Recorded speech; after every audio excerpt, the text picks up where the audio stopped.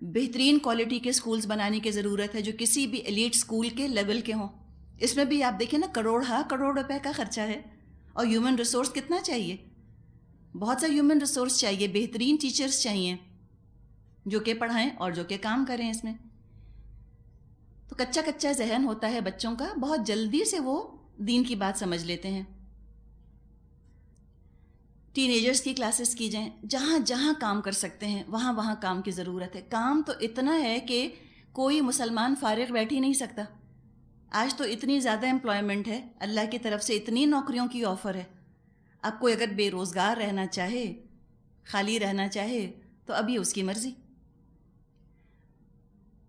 تو ایک یہ دو ہم نے جہاد جن کا کہ ہم نے ذکر کیا. اب قرآن کی تلوار سے جہاد کا ایک اور محاذ ہے، وہ ہے بے یقینی، ایگنوسٹکس، اسکیپٹکس. مسلمانوں میں آپ دیکھیے کہ بہت سے ایسے لوگ ہیں جو کہ منافق نہیں، سچی بات ہے منافق نہیں ہیں، لیکن مومن بھی نہیں، کافر نہیں ہیں، اللہ سے دشمنی نہیں ہے، اللہ سے محبت کرتے ہیں، نبی اکرم صلی اللہ علیہ وسلم کا بہت احترام کرتے ہیں، قرآن کی بہت عزت کرتے ہیں، لیکن دلوں میں ایمان ٹھکا ہوا نہیں ہے. نماز پھر بھی نہیں پڑھیں گے، زکوٰۃ پھر بھی نہیں دیں گے، پردہ پھر بھی نہیں کریں گے. ڈیفائنس کی وجہ سے نہیں، بس they are not really certain, sure نہیں ہیں کرنا چاہیے یا نہیں کرنا چاہیے. بے یقینی کی سی کیفیت میں ہے، شک ہے ان کو کہ آیا یہ چیزیں ضروری ہیں بھی یا نہیں. اس بے یقینی کی کیفیت کو دور کرنے کا طریقہ یہ کہ قرآن کے ساتھ ان کا تعلق پیدا کر دیا جائے. تو یہ بے یقینی بہت جلدی یقین میں تبدیل ہو جاتی ہے. اکثر خواتین ہم اسے ریلیٹ کر سکتی ہیں، ہم بھی اسی کیفیت میں تھی نا. اللہ نے ہمیں بھی تو نجات دی، اس قرآن کے ذریعے ہی تو نجات دی. ہم سب وہ ہیں کہ جن کے کان پر جب قرآن کی پکار پڑی تو ہماری بے یقینی یقین میں بدل گئی. اور آپ اپنی کیفیت کو سوچیں، ہمیں کوئی دشمنی نہیں تھی اللہ سے، ہمیں اللہ کے رسول بھی بہت پیارے تھے، ہم کو قرآن بھی بہت اچھا لگتا تھا، ہمیں پتہ نہیں تھا. لا علمی بے یقینی کی طرف لے جاتی ہے. تو ایک دفعہ علم دے دیں، پھر آپ دیکھیں تیزی کے ساتھ لوگ چینج ہوتے ہیں. اب خاص مسلمانوں سے متعلق ایک اور اہم جہاد جو اس قرآن سے کرنے کی ضرورت ہے وہ ہے فرقہ واریت، سیکٹیرین کلیشز کو دور کرنا. اللہ تعالیٰ نے فرمایا ہے وَاعْتَصِمُوا بِحَبْلِ اللَّهِ جَمِيعًا وَلَا تَفَرَّقُوا، اللہ کی رسی کو مضبوط پکڑ لو، فرقے مت ہو.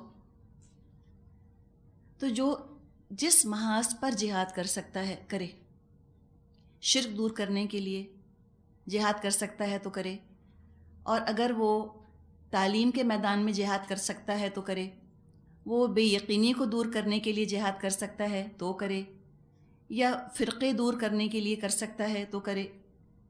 بہت سارے محاذ کھلے ہیں. یہ بھی حقیقت ہے کہ ایک شخص سارے محاذوں پر جہاد نہیں کر سکتا.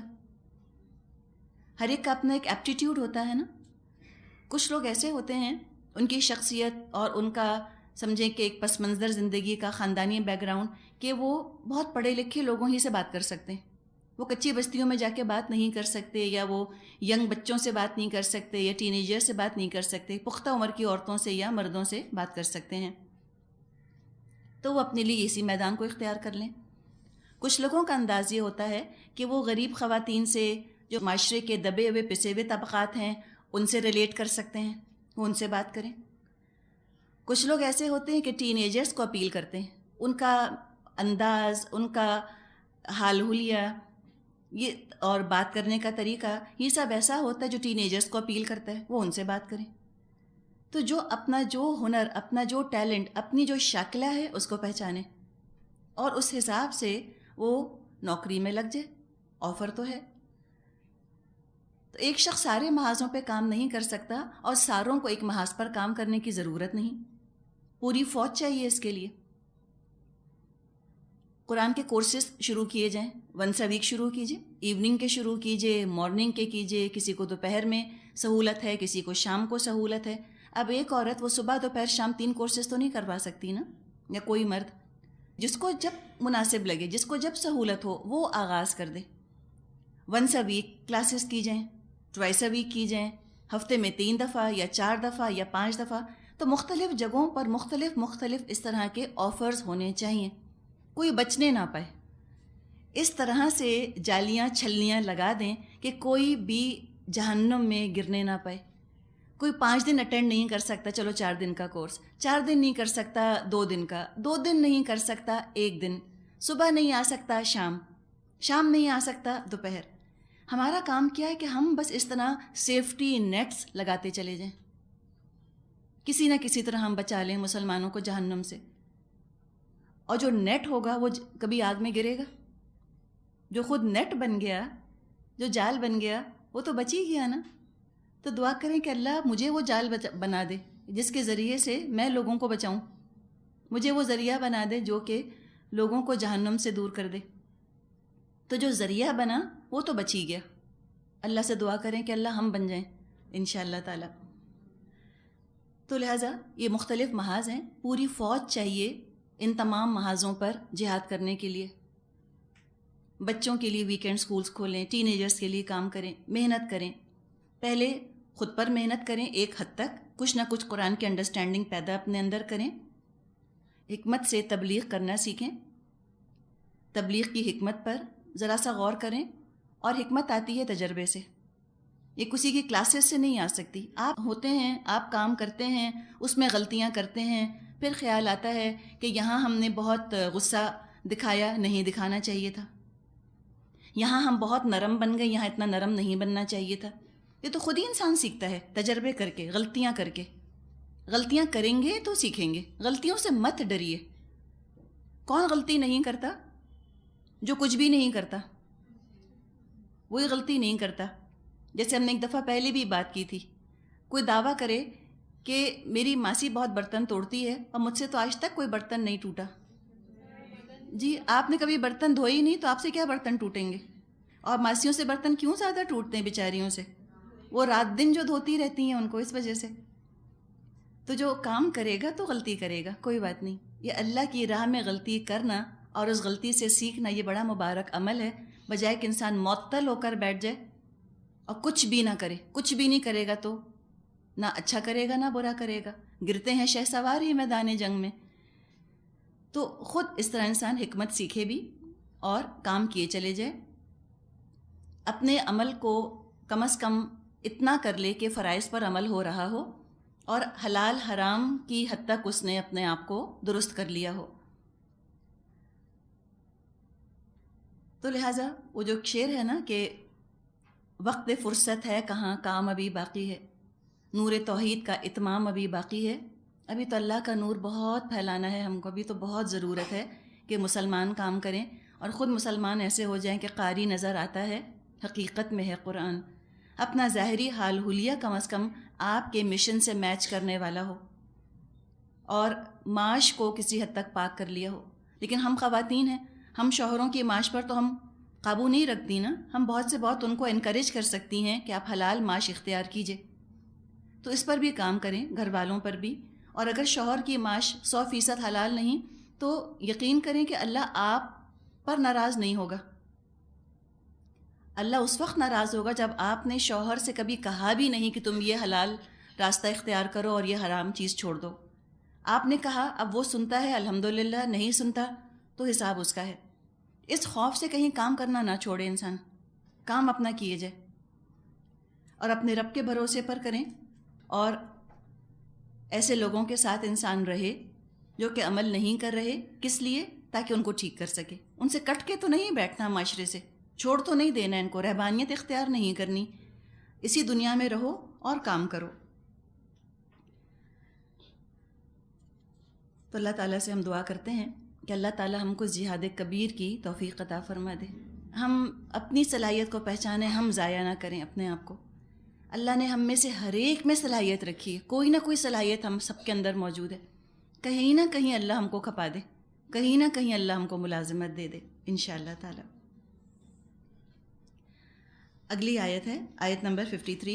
वहुवल्लज़ी मरजल बहरैनी हाज़ा अज़बुन फ़ुरातुन व हाज़ा मिल्हुन उजाज व जअल बैनहुमा बरज़खम व हिज्रम महजूरा। اور وہی ہے جس نے دو سمندروں کو ملا رکھا ہے، ایک لذیذ اور شیرین، دوسرا تلخ اور کھاری، اور دونوں کے درمیان ایک پردہ حائل ہے، ایک رکاوٹ ہے جو انہیں گڈمڈ ہونے سے روکے ہوئے ہے۔ اپنا تشخص، اپنی آئیڈینٹی، اس کو انسان برقرار رکھے، کفار میں رہے، لادین لوگوں کے درمیان رہے، لیکن اپنی شناخت نہ کھوئے، اپنی آئیڈینٹی نہ کھوئے۔ دو دریاؤں کا ذکر کر کے مثال سمجھائی گئی۔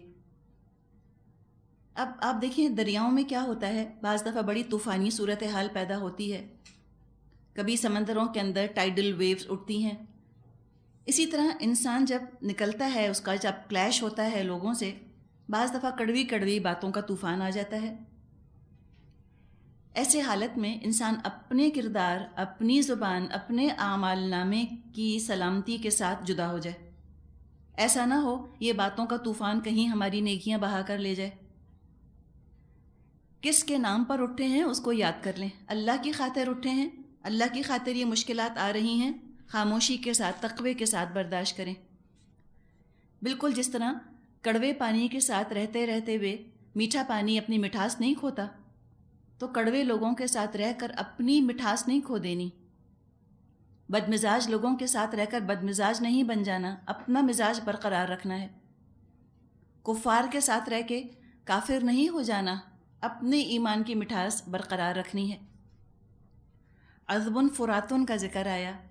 عذبن کا مطلب ہوتا ہے میٹھا، فرات کا مطلب ہوتا ہے کاٹنا، توڑنا۔ عذبن فراتن پیاس کا مٹانے والا۔ دریا فرات کہتے ہیں نا یوفریٹس کو، اس کا پانی میٹھا ہے۔ تو آپ دیکھیں کہ بعض جگہ ایسا ہوتا ہے کہ دو دریا مل رہے ہوتے ہیں، لیکن بہت دور تک وہ دونوں دریا اپنا اپنا تشخص برقرار رکھتے ہیں۔ خاص طور پہ جہاں دریا آ کر سمندر پر گرتا ہے، وہاں اوپر سے ایک لگتے ہیں لیکن دور تک ان کا ذائقہ فرق رہتا ہے، ایک کڑوا ہوتا ہے، دوسرا جو ہوتا ہے وہ میٹھا ہوتا ہے۔ مرجہ کا ذکر کیا گیا۔ مرج البحرینی، مرج کا مطلب ہوتا ہے ملا دینا، انگلش میں ہم کہتے ہیں نا مرج کر دینا، مرج یہ اسی سے نکلا ہوگا۔ ملحن، ملحن کا مطلب ہوتا ہے نمکین۔ اجاج، الف جیم جیم اس کا مادہ ہے، وہ نمکینی جو کڑواہٹ تک پہنچ جائے، نمک کو ملحن کہتے ہیں، اسی سے ملیحہ نام بنا ہے، کشش والا، نمکین چہرہ، ملاحت والا چہرہ۔ تو فرمایا کہ بعض مقامات ایسے ہیں جہاں میٹھا اور نمکین پانی ساتھ ساتھ چلتا ہے، مگر دونوں کے درمیان ایک پردہ حائل ہے، اور وہ اپنی آئیڈینٹی، اپنا تشخص، اپنا اپنا مزہ برقرار رکھتے ہیں۔ تو ہم کو بھی اس میں سبق دیا گیا کہ تم اپنی مٹھاس تم مت کھونا کڑووں کے ساتھ رہ کر۔ اب آگے فرمایا آیت 54، وَهُوَ الَّذِي خَلَقَ مِنَ الْمَاءِ بَشَرًا فَجَعَلَهُ نَسَبًا وَسِحْرًا وَكَانَ رَبُّكَ قَدِيرًا۔ اور وہی ہے جس نے پانی سے ایک بشر پیدا کیا، پھر اس سے نسب اور سسرال کے دو الگ الگ سلسلے چلائے، تیرا رب بڑا ہی قدرت والا ہے۔ نسب میں دو طرح کے رشتے آتے ہیں، والد کا خاندان اور والدہ کا خاندان، جن کو ہم اپنی زبان میں ددیال اور ننیال کہتے ہیں۔ تو یہ دو سلسلے نسب میں شامل ہو گئے، ددیال اور ننیال۔ اور سحر وہ رشتے یا تعلق جو بیوی کی طرف سے ہو یا شوہر کی طرف سے ہو، اس کا خاندان، جس کو کہ ہم سسرال کہتے ہیں، ان لاز۔ ذی القربہ کا ذکر ہم نے قرآن میں کئی مقامات پر پڑھا ہے کہ تم ذی القربہ کے ساتھ اچھا سلوک کرو، احسان کا سلوک کرو، ان سے تعلق جوڑ کے رکھو۔ یہاں ذی القربہ کی سمجھیں کہ تفسیر آ گئی ہے، کھول کر بیان کر دیا ذی القربہ کو۔ یہی تین قریبی رشتے ہیں، ننیال، ددیال، سسرال۔ اب جو ساتھ ساتھ رہتے ہیں، قریبی رشتے ہوتے ہیں، انہی میں بعض دفعہ تلخی بھی آ جاتی ہے، اور انہی کے ساتھ وقت بھی بڑا اچھا گزرتا ہے۔ اچھے برے حالات، میٹھے کڑوے حالات انہی کے ساتھ آتے ہیں۔ اجنبیوں کے ساتھ تو کم ہی تعلق ہوتا ہے انسان کا کم ہی وقت گزرتا ہے. وقت پڑنے پر کام بھی یہی آتے ہیں. مشہور کہاوت ہے انگلش کی کہ بلڈ از تھکر دین واٹر. خون جو ہے وہ پانی سے زیادہ گاڑھا ہوتا ہے، کوئی شک نہیں. خون کا رشتہ بہرحال خون کا رشتہ ہے، فطری طور پر بھی. دوسری بات یہ کہ قرآن نے بھی ان رشتوں کو نبھانے پر بہت زور دیا ہے، اور اس لیے دیا ہے کہ انہی رشتوں میں بگاڑ بھی زیادہ آتا ہے. بگاڑ کا امکان چونکہ زیادہ ہے، لہٰذا تاکید بہت آئی ہے اللہ کی طرف سے کہ تم ان کو بنا کے رکھنا، اللہ کی خاطر ان سے بنا کے رکھیں. انہی رشتوں میں امتحان بھی ہے کہ ان کے حق ادا کر رہے ہیں یا نہیں کر رہے. ایسا تو نہیں کہ ان کو راضی کرتے کرتے اللہ کو ناراض کر دیا، یا کہیں یہ تو نہیں کہ اللہ کے نام پر اٹھے لیکن ان سے انتقامی کارروائیاں شروع کر دیں، ان کا حق نہ دیا. اللہ کا حق ادا کیا تو لوگوں کا حق ادا نہ کیا، یا لوگوں کے حق ادا کرنے میں اتنے مصروف ہو گئے کہ اللہ کو بھول گئے. تو یہی بیلنس ہے جو کہ سمجھیں کہ پلے صراط ہے آج ہمارے لیے. بال سے زیادہ باریک اور تلوار سے زیادہ تیز. ہم جب اللہ کے حق ادا کرنے کھڑے ہوتے ہیں لوگ نگلیکٹ ہونے لگتے ہیں، جب لوگوں کو توجہ دیتے ہیں اللہ نگلیکٹ ہونے لگتا ہے. تو پھر اللہ ہی سے انسان دعا کرتا ہے کہ اللہ تعالیٰ تو حکمت دے دے، میرے وقت میں برکت دے دے، صبر دے دے کہ میں رشتے نبھا سکوں، اللہ کا حق بھی ادا کر سکوں. اب جہاں تک یہ سسرال کا معاملہ ہے، ہم دیکھتے ہیں کہ ہمارے معاشرے میں اس رشتے میں بڑی تلخی آ جاتی ہے. یعنی جو لڑکے کا سسرال ہے اس کے تعلقات تو بڑے خوشگوار رہتے ہیں. عام طور پہ مردوں کے تعلقات بہت خوشگوار رہتے ہیں اپنی سسرال کے ساتھ، لیکن لڑکیوں کے تعلقات اپنی سسرال کے ساتھ بہت خوشگوار نہیں رہتے. اس میں قصور دونوں طرف سے ہو سکتا ہے، لڑکی کا بھی قصور ہو سکتا ہے، سسرال والوں کا بھی قصور ہو سکتا ہے. ہوتا یہ ہے کہ جب ایک لڑکی کسی گھر میں آتی ہے بہو بن کر، اس کے گھر والوں کا رویہ یعنی سسرال والوں کا رویہ اگر اس کے ساتھ ہمدردانہ ہے، محبت والا ہے، وقت کے ساتھ ساتھ انشاءاللہ تعالی اس لڑکی کا دل لگ جائے گا. اگر وہ متقی لڑکی ہے، نیک یعنی ایک ایوریج نارمل اچھی لڑکی ہے، وہ سیٹل ہو جائے گی، ایڈجسٹ ہو جائے گی. لیکن وقت لگے گا. کس عمر میں شادیاں ہوتی ہیں ہمارے یہاں؟ 18 سال، 20 سال، 22 سال، چلیں 25 سال. اتنی عمر تو نہیں نا، کم ہی عمر ہے. وہ پکی لڑکی تو نہیں ہے، سیکھی سکھائی تو نہیں آئی. وہ آئے گی اور پھر سیکھے گی. اور حقیقت یہ ہے کہ اپنے گھر میں لڑکیاں چاہے کتنا بھی کام کرتی ہوں، چاہے ان کو کھانا پکانا آتا بھی ہو، گھرداری آتی بھی ہو، لیکن اپنے میکے کا طریقہ مختلف ہوتا ہے، سسرال کا الگ ہوتا ہے. آلو کی سبزی ان کے ہاں یوں پکتی ہے، ان کے ہاں یوں پکتی ہے. ٹھیک ہے، گلاس ان کے ہاں یوں رکھے جاتے ہیں، ان کے ہاں یوں رکھے جاتے ہیں. طریقہ بالکل ڈیفرنٹ ہوتا ہے، اس کو سیکھتے سیکھتے وقت لگتا ہے. تو اگر ساس یہ توقع کرے کہ لڑکی تو وہ لا رہی ہے، بہو تو لا رہی ہے 18-20 سال کی، اور توقع کرے کہ 40 سال کی تجربہ کار عورت کی طرح گھر کا معاملہ نبھائے گی، تو یہ ساس کی زیادتی ہے. یا اگر ساس یہ چاہے کہ بہو بالکل میرا امیج بن جائے، ہر وقت وہ بہو کو اپنی مثال دے کہ دیکھو میں ایسی ہوں، میں نے یہ کیا، میں نے یہ کیا، میں نے یہ کیا، اس سے بھی بعض دفعہ چڑ پیدا ہوتی ہے. ہر وقت جب ساسیں اپنی مثال دیتی ہیں، میں نے تو بچے ایسے پالے، میرے بچے تو ایسے نہیں کرتے تھے، تمہارے بچے روتے، میرے بچے تو نہیں روتے تھے، تمہارے بچے 12 بجے تک جاگتے ہیں، میں تو اپنے بچوں کو 8 بجے سلا دیتی تھی. چڑ جاتا ہے اگلا سن سن کے میں کا ذکر. وہ کرتی بھی ہوں گی، وہ 8 بجے سلاتی بھی ہوں گی، تو بغض کی وجہ سے نہیں سلائیں گی. کیوں کہا اتنا، کیوں چڑھا دیا؟ تو یہ اپنی مثالیں دے دے کر پھر ساسیں کہتی ہے ہم تو سکھا ہی رہے تھے نا اس کو. تو یہ سکھایا تو لیکن حکمت سے نہ سکھایا، فائدہ کیا ہوا؟ آپ نے سکھایا، اس نے نہ سیکھا، تو فائدہ تو کچھ نہیں. تو یہ حماقت ہے کہ بہو کو اپنی کاربن کاپی بنانے کی کوشش کی جائے. دو الگ انڈیویجولز ہیں، وہ کبھی آپ جیسی نہیں ہو سکتی، نہ آپ اس جیسی ہو سکتی ہیں. تو یہ ساسوں کو بھی ذرا سا عقل پکڑنے کی ضرورت ہے. دوسرے مسئلہ وہاں کھڑا ہوتا ہے کہ لا تو رہے ہیں بہو، غیر شعوری طور پہ سوچا کہ ان پیڈ ہیلپ لا رہے ہیں، میڈ لا رہے ہیں.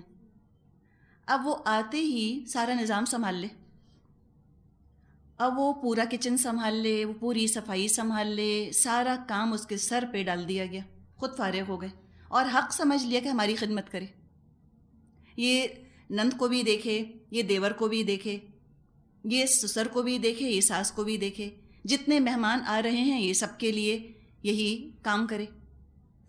اور اس کو شکریہ بھی نہ کہیں کبھی. سوچے کہ ہاں تو کیا ہوا، کرتی ہے تو فرض ہے نا اس کا کرنا. کوئی فرض نہیں اس کا، اسلام نے فرض قرار نہیں دیا. ایک دفعہ ایک جگہ درس ہوا اور وہاں جو مولوی صاحب آئے انہوں نے اسی موضوع پہ درس دیا کہ یہ جو بہو ہے اس کے اوپر کوئی کسی کا حق نہیں بنتا، یعنی اس کی ذمہ داری، اس کا فرض نہیں ہے کہ وہ سسرال والوں کی خدمت کرے. اگر کرتی ہے تو اس کا احسان، اس کو شکریہ کہنا چاہیے، اس کی قدر کرنی چاہیے. ایک خاتون جو سن رہی تھیں اس قدر خفا ہوئیں، بعد میں کہنے لگیں کہ بہو آتی ہے اور اگر ہمارا خیال کرتی ہے تو کیا ہوا، ہمارے بیٹے کا کھاتی بھی تو ہے. یہ کوئی انداز ہے؟ بیٹا کھلا رہا ہے تو کیا بیٹا بہو پہ احسان کرتا ہے؟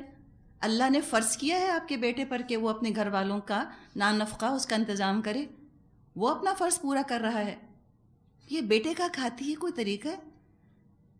تب جب یہ منٹیلٹی ہوگی تو سوچیں کہ بہو کتنا بھی کرے، وہ سونے کی بھی بن کر آ جائے، قدر نہیں ہوگی. جو بھی وہ کرے کہیں گے آف کورس کرنا ہی چاہیے تھا. تو یاد رکھیں، بہو لا رہے ہیں کنیز نہیں، میڈ نہیں آ رہی گھر کے اندر، اور نہ ہی بیٹی آ رہی ہے. یہ بھی یاد رکھیں، بیٹیوں کو تو انسان 10 دفعہ ڈانٹ دیتا ہے، 10 دفعہ روک دیتا ہے.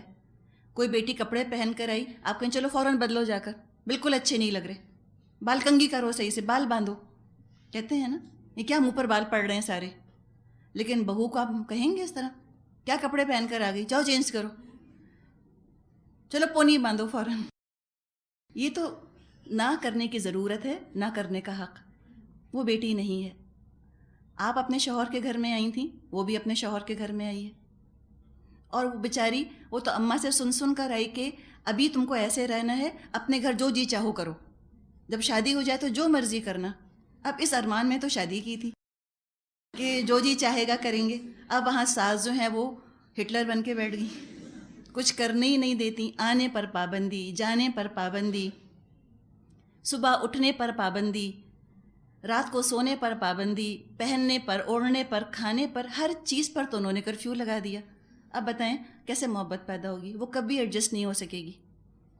تو یہ سسرال والوں کو بھی سوچنے کی ضرورت ہے. اور دیور ہرگز بھائی نہیں ہوتا، اور نند ہرگز بہن نہیں ہوتی. ہاں محبت ہو جاتی ہے، حقیقت ہے. اگر سسرال والے اچھے ہیں تو کوئی شک نہیں کہ نندوں سے واقعی انسان کو بہنوں کی طرح ہی محبت ہو جاتی ہے، بہت پیاری ہو جاتی ہیں اگر وہ آگے سے پیار کرنے والی، خیال کرنے والی ہیں. لیکن دیور کا معاملہ تو پھر نامحرم کا معاملہ ہے نا. یہ نہیں ہو سکتا کہ بھابھی تو بھابھی نہیں، تو میری ماں ہے. بھابھی کبھی ماں نہیں بن سکتی. اور ہم نے دیکھا کہ پھر واقعی وہ بھابھی کو ماں بنا لی. اب دیور صاحب جو ہیں بھابھی کی گود میں لیٹے ہوئے ہیں. یہ کوئی طریقہ ہوا؟ یہ نہیں ہو سکتا. اس میں فاصلہ انتہائی ضروری ہے. تو یہ چیز بہت ضروری ہے کہ فاصلہ رکھا جائے. دیور اپنی جگہ اور بھابھی اپنی جگہ، ٹھیک ہے، خیال کا رشتہ اپنی جگہ ہے، لیکن اتنی کلوزنس، اتنی بے تکلفی یہ نہیں ہو سکتی. تو ان چیزوں کا خیال رکھنا ضروری ہے. اچھا، اب دوسری طرف اگر ہم بہو کی بات کریں، لڑکی آئی. اب لڑکی اس طرح گھر میں آئے جیسے کسی 5 اسٹار ہوٹل میں جا رہی ہے، کہ وہ 10 بجے اٹھیں، پھر وہ آرڈر دیں کہ ناشتہ لگا دیا جائے، یا بیڈ روم میں ان کے چائے لا کر لگا دی جائے، اور اس کے بعد وہ پرس ہلاتی ہوئی کسی پارلر چلی گئیں، کسی بوتیک چلی گئیں، پھر وہ تشریف لائیں، اور انہوں نے چاہا کہ اس کے بعد یوں کھانا لگا ہوا ہو، ہر چیز اپنی جگہ پر ہو، خود کچھ کنٹریبیوشن نہیں، کچھ ہاتھ ہلانا نہیں، کچھ آگے بڑھ کر کام نہیں کرنا. تو بتائیں سسرال والے کیسے خوش رہیں گے؟ اور لاجک دلیل کیا کہ اسلام نے مجھ پر کوئی ذمہ داری نہیں ڈالی. سسرال والے جو ہیں وہ تو سسرال والے ہیں. اور ایک اور عجیب و غریب ریزن دیا جانے لگا کہ ہم کوئی ساس کی وراثت میں سے حصہ تھوڑی پائیں گی، سسر کی وراثت میں سے ہمیں کچھ نہیں ملے گا، تو پھر ہم کیوں خیال کریں؟ یہ بھی سنا ہے. یہ دوسری ایکسٹریم ہے. اور اتنی تکلیف ہوتی ہے جب لوگ کہتے ہیں کہ ہم تو ریلیجس لڑکی لائے تھے اور اس نے ہمیں اتنا ستایا. ریلیجس کس کو کہتے ہیں؟ حجاب کو. تو ضروری تھوڑی ہے کہ ہر حجاب کرنے والی لڑکی بہترین بہو بنے. یہ کیوں ہم نے سوچ لیا؟ یہ اوپر کا حلیہ ٹھیک ہونا بڑا آسان ہے، اندر سے نیک ہونا بڑا مشکل ہے. کسی نے اتنی پیاری بات کہی کہ یہ مت کہا کریں کہ مذہبی لوگ ہوں دینی لوگ ہوں، کہیں کہ اللہ نیکوں سے پالا پڑا ہے۔ ساس ہو سکتا ہے کہ بہت اوپر سے مذہبی لگتی ہوں، بڑا پردہ کرتی ہوں، رسموں کے خلاف ہوں، اندر سے بالکل کڑوی ہوں، ملحن اجاج، نمکین کڑوی بالکل، تو بڑا پرابلم ہو جائے نا پھر۔ تو نیکوں کی دعا کرنی چاہیے کہ اللہ نیک لوگوں سے واسطہ ڈالے۔ جہاں تک سسرال کی خدمت کا تعلق ہے اور اسلام کا، جہاں اس میں ہمیں جو اسلام سے رہنمائی ملتی ہے، اس میں ایک واقعہ ہے۔ امام ترمذی رحمۃ اللہ علیہ اپنی سنن میں ایک حدیث روایت کرتے ہیں کہ حضرت کبشہ بنت کعب بن مالک رضی اللہ عنہا اپنے سسر ابو قتادہ رضی اللہ عنہ کے لیے وضو کا پانی لائیں تاکہ ان کو وضو کرائیں۔ حضرت کبشہ نے وضو کرانا شروع کیا تو ایک بلی آئی، برتن سے پانی پینے لگی۔ ابو قتادہ نے برتن بلی کے آگے کر دیا اور کہا، نبی اکرم صلی اللہ علیہ وسلم نے فرمایا ہے کہ بلی نجس نہیں۔ اس حدیث سے واضح ہوتا ہے کہ صحابیات میں سسرال کی خدمت کا تصور موجود تھا۔ ساس ہیں، ساس بیمار ہو گئی ہیں، اب مثال کے طور پر ان کو نہلانا ہے یا ان کو بیڈ پین دینا ہے، تو کیا بہو ہٹ کر کھڑی ہو جائے گی ایک طرف، کہے گی بیٹے سے کہ آپ جا کر کریں، آپ کی ماں ہے؟ دیکھیں، ایک انسانیت بھی تو کوئی چیز ہوتی ہے نا۔ اللہ تعالیٰ نے جب پڑوسی کا اتنا حق رکھ دیا تو ساتھ والے کمرے میں جو رہ رہا ہے کیا اس کا کوئی حق نہ ہوگا؟ یہ کیسے ہم نے سوچا کہ اسلام نے کوئی ذمہ داری ڈالی ہی نہیں ہم پر سسرال والوں کا خیال کرنے کی؟ بالکل غلط، اس طرح زندگیاں کبھی نہیں چل سکتی۔ اتنا اگر قانون کی باریکیاں نکالیں گے، پاؤنڈ آف فلیش، تو بھی ٹھیک ہے، رہیں اس طرح سے، کبھی لوگ خوش نہیں رہتے۔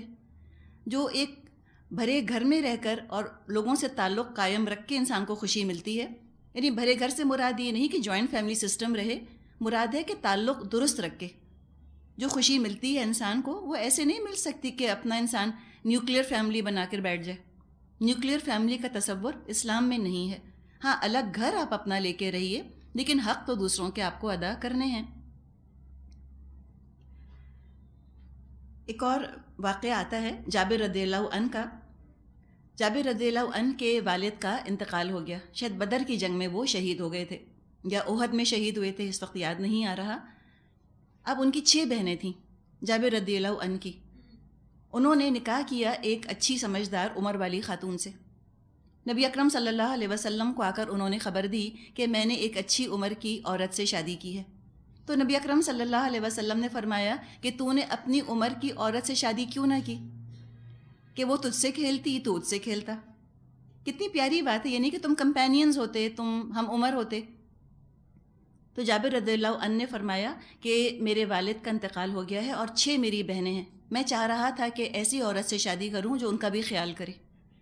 اب آج ذرا آپ سوچیں، کہیں کہ لو نوکرانی دے رہے ہیں نندوں کی خدمت کے لیے، 6 نندیں ہی پالتی رہے گی کیا ہماری بیٹی؟ ہم تو کبھی نہ کریں۔ لیکن کوئی حرج نہیں ہے اس کے اندر کہ اس لیے شادی کی جائے کہ میری بیوی آئے گی تو ٹھیک ہے، میرے گھر والوں کا بھی خیال کر لے گی۔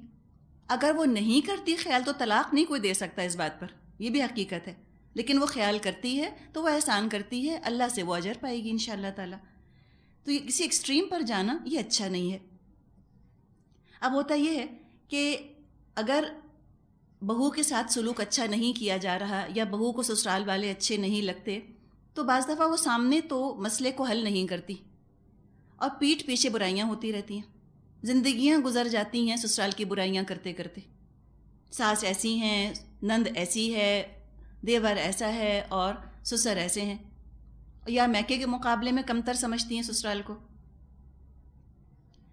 یہ نہیں کرنا چاہیے، نہ بہو سسرال والوں کو کمتر سمجھے اور نہ ساس بہو کے گھر والوں کو حقیر سمجھے۔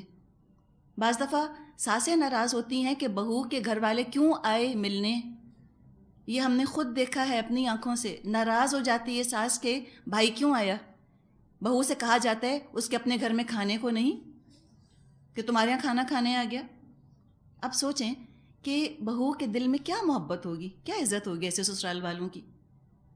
ایک خاتون نے بہت فخر سے بتایا کہ میری بیٹی پچھلے پتہ نہیں کتنے سال سے میرے ساتھ والے گھر میں رہتی ہے، لیکن میں نے اس کے گھر سے کبھی ایک گلاس پانی بھی نہیں پیا۔ کوئی فخر کی بات ہے؟ یہ تو حماقت کی باتیں ہیں ساری، یہ تو ہندوؤں کا طور طریقہ ہے، مسلمانوں کا نہیں ہے۔ نبی اکرم صلی اللہ علیہ وسلم تو جاتے تھے اپنی بیٹی کے گھر میں بیٹھتے تھے، جو اگر کھانا پینا ہوتا تھا وہ آفر کرتی ہوں گی، آپ کھا لیتے تھے. تو بیٹی کے گھر سے اگر بیٹی کے والدین کھا پی لیتے ہیں تو کیا نعوذ باللہ کوئی گناہ، کوئی جرم ہو گیا؟ یہ تو ہمارے اپنے ذہن کی بگاڑ ہے نا جو اس طرح سے ظاہر ہوتے ہیں. تو جب بہو یہ محسوس کرے گی کہ میرے گھر والوں کی تو کوئی عزت نہیں، تو پھر وہ کیوں سسرال کی عزت کرے گی؟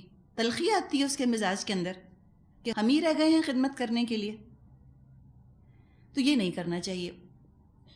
ایک اور چیز جس سے کہ پہ بگاڑ ہوتا ہے وہ یہ کہ میاں کو بتائے بغیر بیویاں جب اپنے میکے والوں کو دینا شروع کر دیتی ہیں، میاں کو نہیں بتاتی، تو اس میں بھی پھر شوہر جو ہے وہ چڑنے لگتے ہیں بیوی کے گھر والوں سے. یہ خیانت ہے. پیسہ شوہر کا ہے، بیوی کا نہیں ہے. جو کما رہا ہے پیسہ اس کا. کچھ بھی اگر دینا ہے تو پوچھ کے انسان دے کہ دیکھیں میں یہ دینا چاہتی ہوں، میں دے دوں. اگر شوہر کہتا ہے ہاں تو ٹھیک ہے. اب یہ ہے کہ آپ کی شادی کو کئی سال گزر گئے، شوہر کا ٹرسٹ آپ پر ہو گیا، اب ایک دوسرے کو آپ پہچان گئے، تو اب ہر آنے دمڑی کے لیے اجازت لینے کی ضرورت نہیں کہ اچھا میں امی کے یہاں حلوہ بھیج دوں، میں امی کے ہاں آلو گوشت بھیج دوں. اب یہ بھی ضرورت نہیں ایک ایک چیز کے لیے فون کر کر کے پوچھنے کی. لیکن شروع میں ضرورت ہے، شروع میں ہے. شروع میں آپ پوچھیں، 10 سال 15 سال آپ پہلے پوچھیں. ایک دفعہ آپ کی ریلیشن شپ سٹیبل ہو جائے، آپ کو اچھا 15 سال لگتے ہیں؟ جی ہاں، بہت وقت لگتا ہے ٹرسٹ آتے آتے. اور شوہر کا ایک دفعہ آپ نے اعتماد جیت لیا، شوہر کو یہ احساس ہو جائے کہ اس کے دل میں میرے پیسے کا درد ہے، یہ میرا پیسہ ضائع کرنے والی نہیں ہے، پھر انشاءاللہ تعالیٰ پھر آپ کا راج ہے، آپ جو کریں انشاءاللہ تعالیٰ. تو یہ چند چیزیں ہیں جن کا کہ خیال رکھنا چاہیے. نبی اکرم صلی اللہ علیہ وسلم نے فرمایا ہے کہ کلکم راعن وکلکم مسئول عن رعیتہ، تم میں سے سب چرواہوں کی طرح ہیں اور تم سے پوچھا جائے گا اپنے اپنے گلے کے بارے میں، اپنے اپنے فلاک کے بارے میں پوچھا جائے گا. والامیر راعن، جو ملک کا سربراہ ہے وہ بھی چرواہا ہے، اس سے اس کے ملک کے لوگوں کے بارے میں پوچھا جائے گا. والرجل راعن علی اہل بیتہ، اور ایک مرد وہ اپنے گھر والوں پر نگران ہے. والامرأۃ راعیۃ علی بیت زوجہا، اور بیوی اپنے شوہر کے گھر پر نگران ہے. یہ بھی بتا دیا گیا کہ جس کا شوہر ہے گھر اسی کا ہے. اب ماں اگر رہتی ہے بیٹے کے گھر میں تو اب ماں کو سیکنڈری پوزیشن پر رہنا چاہیے. اب وہ کنٹرول کے لیے جہاد نہ کرے کہ سارا کنٹرول مجھ کو مل جائے، سارے نوکر میرا کہنا مانے. عام طور پر سسرال میں پرابلم کیا آتا ہے، نوکروں پر کس کا حکم چلتا ہے؟ دیکھیں اس میں سمپل رول سمجھ لیجئے، ٹھیک ہے؟ سمپل رول کیا ہے؟ اگر تو سسر کی کمائی پہ گھر چلتا ہے تو ساس کا حکم چلے گا، ٹھیک ہے نا؟ اگر بیٹے کی کمائی پہ گھر چل رہا ہے تو بہو کا حکم چلے گا. اب اگر مشترکہ معاملہ ہے آدھا آدھا، تو اب ساس اور بہو کو بیٹھ کے اپنے کام الاٹ کر لینے ہوں گے کہ بھئی دیکھو تم اس چیز کو دیکھ لو، میں اس چیز کو دیکھ لوں. یعنی کہ ہو سکتا ہے کہ ساس کھانا اچھا پکاتی ہوں تو وہ کہہ دے میں کچن سنبھال لیتی ہوں.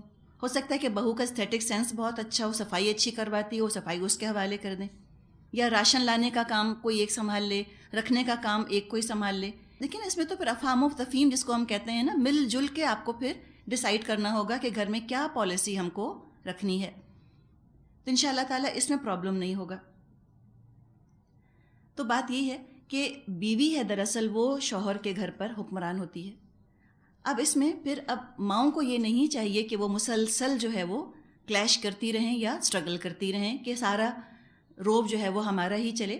بیٹے کا گھر ہے تو بہو کے حوالے کر دیں، آرام سے بیٹھیں، بس چلا لیا نا 50 سال گھر، اب کیا ارمان باقی رہ گیا دل کے اندر؟ چھوڑیں، اللہ اللہ کریں، کہیں درس ورس کے لیے نکلیں، کوئی اور کام کریں، بجائے اس کے کہ ہر وقت اس طرح سے کلیش ہوتا رہے. تو یہ چند چیزیں ہیں، کوئی وجہ نہیں ہے کہ سسرال سے تعلقات بگڑیں، ضروری نہیں ہے. یہ صرف عورتوں کی ناسمجھی ہے اور تھوڑا ایگو کا ایشو ہے اور بغض اور بغی ہوتی ہے جو کہ سسرال سے تعلق بگاڑ دیتی ہے. ماں وہی بات کہے تو بری نہ لگے، ساس کہے تو آگ لگ جائے. اب یہ تو نہیں ہونا چاہیے. بینیفٹ آف ڈاؤٹ بھی تو دے دیں ساس کو. پہلے تو سوچ ہی لیا کہ ساس جو ہے یہ تو اچھی ہو ہی نہیں سکتی، ایول ہے بالکل. اب ایک دفعہ اس طرح دل خراب ہو گیا ساس سے، اور ہو سکتا ہے کہ ساس کا اس میں قصور ہو، میں ڈیفینڈ نہیں کر رہی ساس کو کہ ساس ساری فرشتہ ہوتی ہیں، ہو سکتا ہے قصور ہو، لیکن آپ معاف کر دیں، چلیں آپ دل بڑا کر لیں. لیکن دو میں سے بہت ہی کم ایسا ہوتا ہے کہ دونوں برابر کے اچھے ہوں. ایسے گھرانے تو بڑے ہی خوش قسمت کے، ساس بھی بہت اچھی، بہو بھی بہت اچھی الحمدللہ. لیکن عام طور پہ ایک زیادہ اچھا ہوتا ہے، ایک کم ہوتا ہے. ایک دل بڑا کرتا ہے تو معاملہ چلتا ہے. تو یہ عفو اور درگزر، لیٹ گو، چھوڑیں، ہر چیز کا بدلہ مت لیں، ہر چیز کا ایشو مت بنائیں، جانے دیں. اس میں جو جوان ہیں وہ زیادہ قربانی دیں، ان میں طاقت زیادہ ہے، ذہن زیادہ ہے، کنٹرول ان میں بھی ہونا چاہیے، تو وہ بھی درگزر کریں. اور جو ساس ہیں وہ بزرگ بن کے رہیں، اپنی بہو کے ساتھ کمپٹیشن میں نہ لگی رہیں. میں نے یہ بھی دیکھا ہے کہ بعض دفعہ ساسیں کمپٹیشن میں آ جاتی ہیں بہوؤں سے، کون زیادہ پیارا ہے دونوں میں سے. یہ کمپٹیشن، کہیں شادی میں جا رہی ہیں تو اب یہ مقابلہ ہو رہا ہے کہ میں زیادہ پیاری لگتی ہوں کہ بہو. کوئی مقابلہ ہے؟ وہ 20 سال چھوٹی، 25 سال چھوٹی آپ سے، کیوں مقابلہ کرتی ہیں اس سے؟ اپنی جگہ پہ رہیں، اپنی بزرگی کے ساتھ رہیں، بزرگ بن کے رہیں. پولکا ڈاٹس پہننے کی ضرورت نہیں کہ اب بہو آگے تو خود بھی بالکل چھوٹے چھوٹے بال کٹوا لیے تاکہ بالکل پیاری سی لگوں، بالکل 20 کی لگوں. یہ نہیں ہو سکتا. رہنے دیں ان چیزوں کو. گریسفلی اپنی ایج کو، اپنے مقام کو قبول کریں. بہو کو چھوٹا سمجھیں، خود کو بڑا سمجھیں، اس سے مقابلے بازی پہ مت آئیں. یہ جب کمپٹیشن شروع کر دیتی ہیں ساسیں بہوؤں کے ساتھ تو اپنا مقام کھو دیتی ہیں وہ بہو کی نظر میں. بزرگ بن کے رہیں انشاءاللہ تعالیٰ تو بہتری ہوگی، پرابلم نہیں ہوگا. لیکن ہمیں بہرحال بہت سوچنے کی ضرورت ہے. ہم اپنی بیٹیوں کو سب کچھ پڑھا دیتے ہیں، سسرال کو ہینڈل کرنا نہیں سکھاتے. ذرا سا ان کو سکھانے کی ضرورت ہے کہ ان رولز کو کیسے پلے کرنا چاہیے، تم بہو کے طور پہ تم کو کیسے رہنا چاہیے، کیا تمہاری ذمہ داریاں ہیں. اور صبر اور برداشت گھٹی میں ڈال دیں بیٹیوں کے. خاص طور پہ دیکھیں، ہوتی تو عورت ہے گھر بنانے والی. مثل مشہور ہے کہ بہو گھر کی بنیاد ہوتی ہے. ایک بہو جب آپ گھر میں لا رہے ہوتے ہیں، آپ سمجھے کہ ولنریبل ہو جاتے ہیں. آپ نے ایک انٹروڈر کو اپنے گھر کے اندر رکھ لیا ہے لا کر، اب آپ کو پتہ نہیں وہ لڑکی کیسی ہے.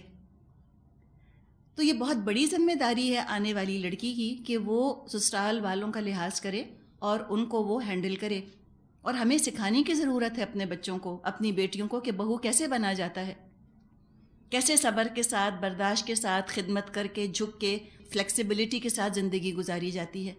اکڑ کے زندگیاں نہیں گزرتی. اور ہم بھی جب ساس ہوں تو ہم بھی سیکھیں کہ نئی آنے والی لڑکی کو کس طرح محبت اور عزت دی جاتی ہے، کیسے اس کا خیال کیا جاتا ہے، کیسے اسپیس دینی چاہیے ایک دوسرے کو. انشاءاللہ تعالیٰ بہتری ہوگی. کوئی ضروری نہیں کہ اس رشتے کے اندر تلخی رہے اور کڑواہٹ رہے. اگر ذرا سا ہم عقل سے کام لیں گے تو انشاءاللہ تعالیٰ تعلقات خوشگوار رہیں گے.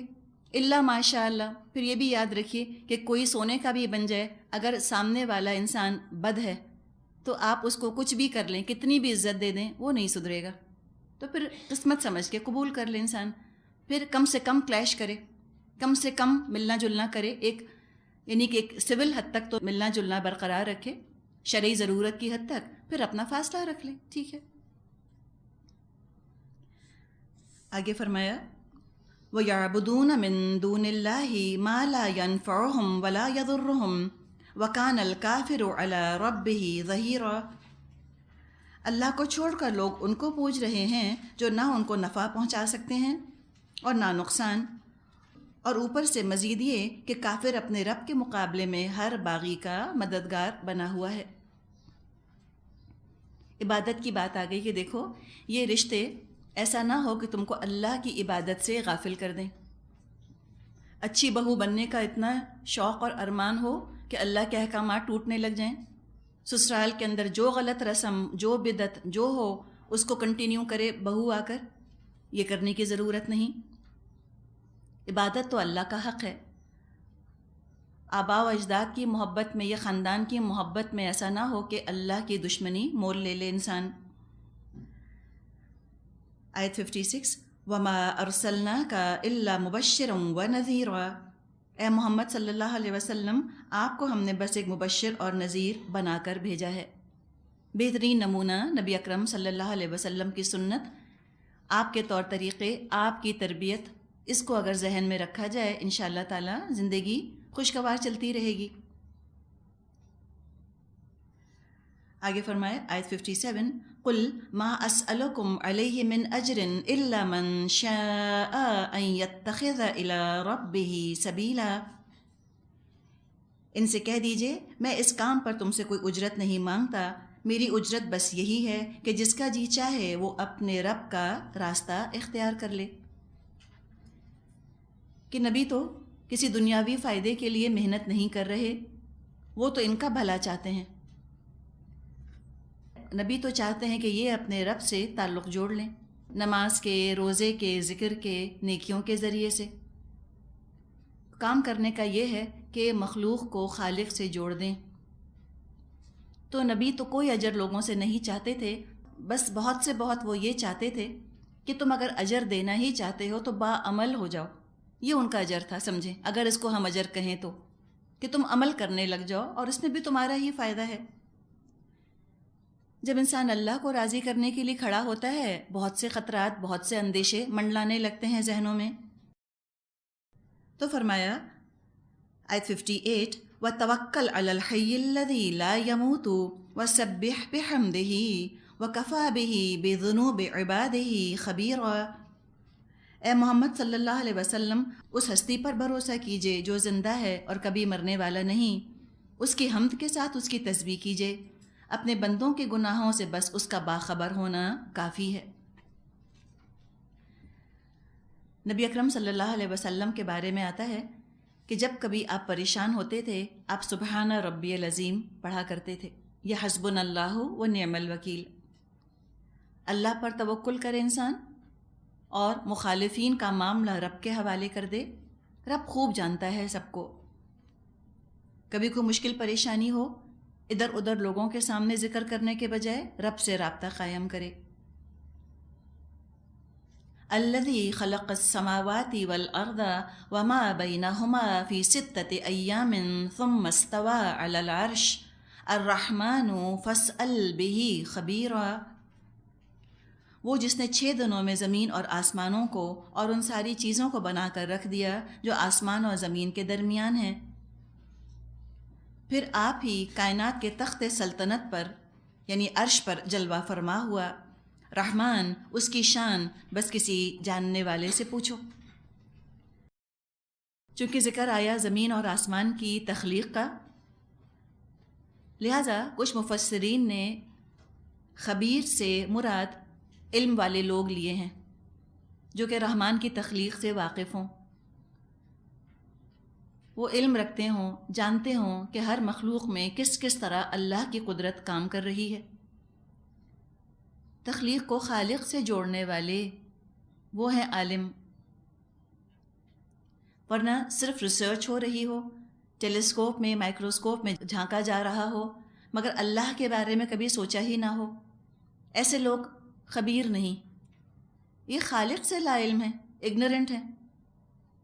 دنیاوی معلومات ہے، سائنس کا علم ہے، اللہ کے بارے میں لا علم۔ ایک مطلب یہ لیا گیا، اور ایک مطلب الرحمن فاسأل بہ خبیرا، کہ رحمان کی شان تو کسی جاننے والے سے پوچھو۔ کچھ لوگوں نے خبیرہ سے مراد خود اللہ لیا ہے، کہ اللہ ہی سے پوچھو کہ اللہ کی کیا شان ہے۔ یہ بھی حقیقت ہے کہ جیسے اللہ اپنے بارے میں بتاتا ہے، ایسے کوئی اور بتا نہیں سکتا، اور اللہ نے اپنے کلام کے ذریعے اپنا تعارف کروا دیا۔ اور اگر پہلا والا مطلب لیں کہ خبیرہ سے مطلب جو اللہ کا علم رکھتا ہو، اللہ کی خلاقی، اللہ کی قدرت کا بھی علم رکھتا ہو اور اللہ کی معرفت ہو، ایسا انسان تو بہترین انسان ہے، ضرور اس سے اللہ کی قدرت کے بارے میں پوچھو۔ لیکن جو شخص صرف تخلیق کا علم رکھتا ہے، مخلوق کے بارے میں جانتا ہے، خالق سے لاپرواہ ہے، تو یہ سارا علم دنیاوی اس کے اندر تکبر اور غرور ہی پیدا کرے گا۔ ایسے لوگوں کے رویے کا ذکر فرمایا آیت 60، وَإِذَا قِيلَ لَهُمُ اسْجُدُوا لِلرَّحْمَنِ قَالُوا وَمَا الرَّحْمَنُ أَنَسْجُدُ لِمَا تَأْمُرُونَا وَزَادَهُمْ نُفُورًا۔ ان لوگوں سے جب کہا جاتا ہے اس رحمان کو سجدہ کرو تو کہتے ہیں رحمان کیا ہوتا ہے؟ کیا بس جسے تو کہہ دے اسی کو ہم سجدہ کرتے پھریں؟ یہ دعوت ان کی نفرت میں الٹا اور اضافہ کر دیتی ہے۔ اللہ کے ذکر سے بیزار، بات نہیں سننا چاہتے، نام نہیں سننا چاہتے اللہ کا، اپسیٹ ہو جاتے ہیں، چڑنے لگتے ہیں۔ جتنا اللہ کا ذکر کیا جائے اتنا ان کے فرار، ان کی نفرت میں اضافہ ہوتا ہے۔